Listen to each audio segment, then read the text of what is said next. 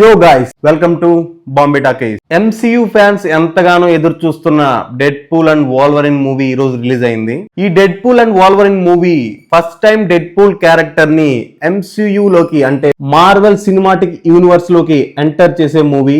అందువల్ల ఈ మూవీ మీద MCU ఫ్యాన్స్ కి ఎక్స్పెక్టేషన్స్ ఉన్నాయి. దాంతో పాటు ఈ మూవీలో వాల్వరిన్ మళ్ళీ కనిపించబోతున్నాడు. వాల్వరిన్ ఫ్యాన్స్ కూడా ఈ సినిమా మీద ఎక్స్పెక్టేషన్స్ చాలానే ఉన్నాయి. అయితే ఈ రోజు చూద్దాం ఈ మూవీ ఆ ఎక్స్పెక్టేషన్స్ ని ఎంత వరకు రీచ్ అయిందో. ముందుగా కథ విషయానికి వస్తే, డెడ్ పూల్ ఉన్న యూనివర్స్ కి ఒక ప్రాబ్లం వస్తుంది.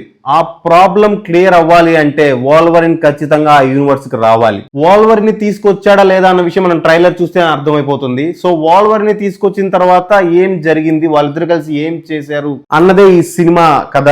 ఇక విశ్లేషణ విషయానికి వస్తే, సినిమా స్టార్ట్ అవడం ఒక మంచి ఫైట్ తో స్టార్ట్ అవుతుంది. మామూలు ఫైట్ అయితే కాదు, నాకైతే క్రేజీ ఫైట్ అనిపించింది. ఎక్సలెంట్ ఫైట్, మంచి బీజిఎం, దానికి తోడు Deadpool funny and crazy characterization తో ఫైట్ టాప్ నాచ్ వెళ్ళిపోయింది మూవీలో. ఆ ఫైట్ తర్వాత మూవీ మెల్లగా డౌన్ అయిందని చెప్పాలి. డెడ్ పూల్ క్యారెక్టర్ ఒక కోతి లాంటిది. డెడ్ పూల్ దేన్ని సీరియస్ గా తీసుకోడు. తను ఒక పని చేస్తాడు, కానీ దాన్ని ఎంతో అస్తవ్యస్తంగా మెస్సీ వేలో చేస్తాడు. ఇది డెడ్ పూల్ క్యారెక్టరైజేషన్. సో ఈ సినిమాలో మంచి యాక్షన్ ఎపిసోడ్స్ ఉన్నాయి, కానీ ఈ యాక్షన్ ఎపిసోడ్స్ లో ఆ టైప్ ఆఫ్ క్యారెక్టరైజేషన్, ఆ హై యాక్టెన్ యాక్షన్ మనం ఫీల్ కానికుండా దాన్ని ఒక కామెడీ వేలో తీసుకెళ్లిపోతుంది. అక్కడ కొంచెం డిసప్పాయింట్ అనిపిస్తుంది. ఆ కామెడీ కూడా గుర్తుండిపోయి నవ్వుకునేంత కామెడీ కాదు, ఒక ఆర్టిఫిషియల్ కామెడీ అనిపిస్తుంది ఒక్కోసారి. అండ్ వాల్వరిన్ క్యారెక్టర్ కూడా మనం వింటేజ్ వాల్వరిన్ క్యారెక్టర్ చూస్తే అది ఒక వైల్డ్ అండ్ రూడ్ క్యారెక్టర్. ఆ వైల్డ్ అండ్ రూడ్నెస్ ఈ సినిమాలో కొంచెం మిస్ అవుతుంది. అది కూడా కొంచెం డిసప్పాయింట్మెంట్ అనిపిస్తుంది. కానీ సినిమా చూస్తున్నంత సేపు మనకి ఎక్కడ బోర్ అనిపించదు. ముఖ్యంగా యాక్షన్ సీక్వెన్స్ ఎక్కువ VFX వాడకుండా ఒక రెగ్యులర్ ఫైట్ లాగా చాలా బాగా పిక్చరైజ్ చేశారు.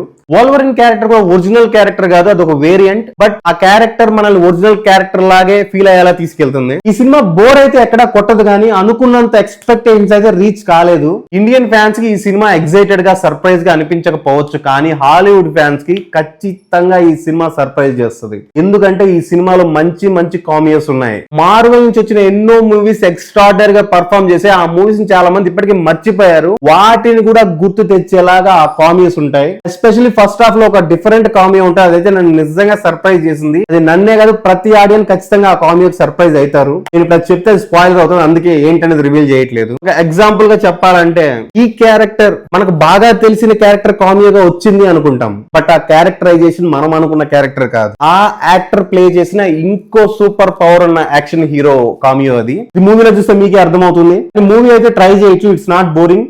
డైహార్డ్ MCU ఫ్యాన్స్ కి సినిమా నచ్చొచ్చు, బట్ హాలీవుడ్ లో అయితే ఈ సినిమా చాలా మందికి నచ్చుతుంది. ఎందుకంటే స్పెషల్లీ ఫర్ కామియోస్, చాలా కామియోస్ ఉన్నాయి మూవీలో. అండ్ ఈ సినిమాకి ఏ సర్టిఫికేట్ ఇచ్చారు? అఫ్ కోర్స్ మూవీలో కొన్ని బ్యాడ్ వర్డ్స్ ఉన్నాయి. So parents should take care of their childs before going to this movie. And overall గా ఈ సినిమాకి ఇస్తున్న రేటింగ్ 2.75 అవుట్ ఆఫ్ 5. ఇది ఈ సినిమా రివ్యూ. వచ్చే మూవీ రివ్యూతో మళ్ళీ కలుసుకుందాం. Until then, bye by.